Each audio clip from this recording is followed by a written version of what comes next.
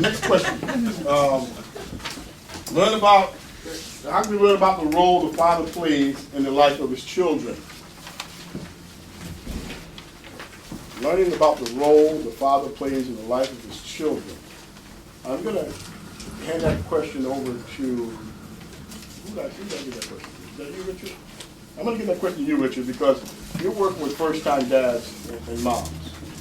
And the majority of the men that we deal with are average age 35.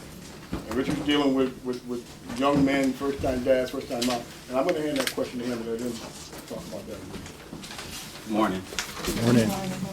As the clinical supervisor for Nurturing Families Network, I work with a lot of first-time mothers and a lot of home visitors that actually go into the homes to see first-time mothers. And usually those moms are teenage moms, and so those moms really have a time working with the dads because there's so many issues. And we're talking 17, 18, 19 years old, just starting out on the journey of life. So it's really important, I think, from many different perspectives, whether it's staying in high school, finding, some kind of vocation, some kind of educational tool to work with so that they can gain some kind of employment to take care of their child. So the focus for me is really to work with young fathers so that they have an idea that they're starting family. You're starting a family. You can choose your friends, but you can't choose your family. And so the idea that these young dads are working with young mothers, and mom has her own path that she has to take. And let's face it, you have the paternal and the maternal that you're working with. You also have the parents of the young child, the young father, and the young mom. And those are issues that we have to kind of weave through and try to help join the two together and work on those issues that dad wants to see happen for his young son or his young daughter. And I think one of the things that we talk about nurturing is dad having time to spend with his child, to be able to be there, to get away, to overcome those barriers and blocks that prevent him from seeing that child, being able to nurse the child. We always think about mom nursing children, but we never think about dad having that need, that intimacy to be with the young child, the infant, to be able to nurse the child, to be able to feed them, to be able to watch them grow. A lot of times our young fathers go on a straight path. Let's face it, some of them end up places we don't really want to see them, the juvenile justice places, in the correctional system. And so I think it's important that we recognize all these barriers and challenges that young fathers are facing so that we can begin to try to work with them in a partnership with other programs to show that there are resources here. You don't have to get off the beaten path. You can make it through high school. You can make it to college. A lot of times we don't get the incentive. I was watching a program recently on BET, and they were talking about Detroit and how the young African American male is dropping out of school faster than any other program, any other city. And so it's important. At 75%, they're dropping out of school. Why?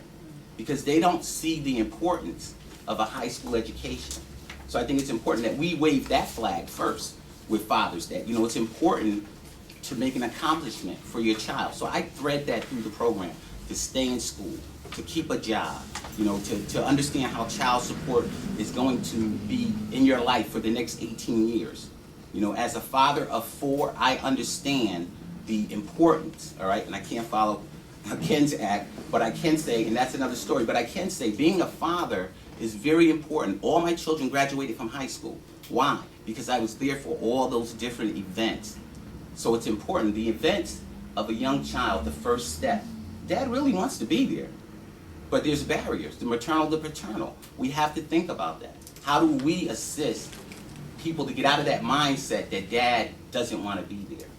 So we have to really look at that and say there are tools here at this table to assist young fathers, to give them the information, to keep them on the straight path. I know it's important that a lot of times we see young men, they go into what we call, peer groups, where they follow the crowd, and so we need to create a new crowd. And I've been telling my young fathers this in groups. I also run a fatherhood group. It's important that you find your own group, a group of young men that are doing the same things you're doing. Birds of a feather flock together, right? So if you're a father, you need to hang out with fathers. Why are you hanging out with Joe Meatloaf, who's on the block? Because he's not going to help you. He's going in a different direction.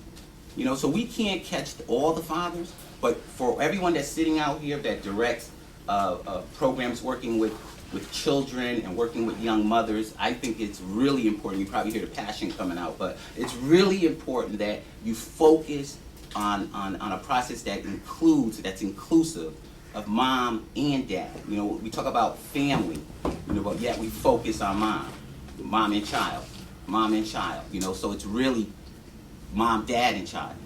So we talk about in our program, and I just want to acknowledge one of our fathering home visitors, Milton, who's here from Yale Hospital. We've just employed 4 more fathering home visitors to actually go into these homes and to work with the young fathers. And it's a challenge, because some of these places in New Haven are very challenging. Walking on Truman Street, walking on Lilac Street. These are places where our fathers live.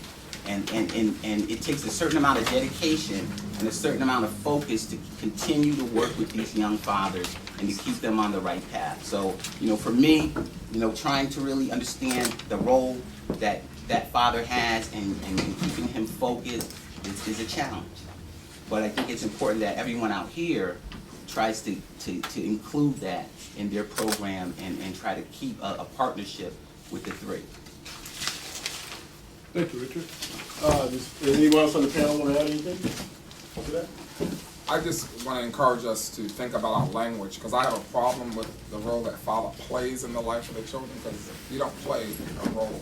It's a state of being, as Richard explained. It's about being. And fatherhood, as with motherhood, we need to create safe fatherhood as we do motherhood. So the covering, the hood of fatherhood is off when we talk about them playing roles. So it's serious. So I just had an issue with that word. Sorry. Thank you, Ken. I'll take the hit for that. But getting back to our next question, Richard, I think you kind of rolled us right into the next question about engaging dad. And the next question is, how important is it to children that you reach out and engage fathers? And I'm going to turn that question over to Ken Harris. Good morning again. Just a few quick points. One, I think it's important for you to engage fathers in your program on behalf of our children. One, because it helps them and provides a way for them to connect with their fathers. There's some way in the community they're not able to connect, but when you have a program at your agency, that's an opportunity to bring them in to connect. Also, it provides supports to dads as parents, as was mentioned earlier, providing tools to be better parents, and so I think that's important. A third point is research has demonstrated the added value that fathers do provide in the lives of their children when it comes to social development, school, self-awareness, self-confidence, as well as self-esteem. So again, that's a reason and why it's important for you to do that. Also, another point, 4, limited resources are available. As Richard has said, the system was created for women. That's why it's maternal and child health. So the system was not designed for men and fathers. And so that's why it's important that you step out and do that. Within Healthy Start, we're a women's health program, and we've been around for about 20 years across this country. And most of our programs, we have 102 programs across the country that were designed to provide services to women and children. About 85% of those programs have male involvement programs or are starting them, and they're having great success. So that's why it's important to remember that the system wasn't designed for them. So whatever you can do is absolutely important on behalf of those children. And lastly, it's an opportunity to connect within family as a whole. So if you can bring them into your agency, then you can provide the other support that the family needs. And Richard talks about that. When you go into the home, you're able to see a lot. Well, you also can get a glimpse when they come into your agencies. So these are reasons why it's important. And thinking of dads that feel valueless, your program can begin to create and give him a sense of value. And when a man senses value of himself, he's then able to provide value in the life of his children. But if he feels valueless, then obviously his contribution is not going to be valuable to him. So I think it's critically important for you to do what you can do, enhance your programs, existing programs that you have, begin by creating the father-friendly environment and take it from there. Thank you.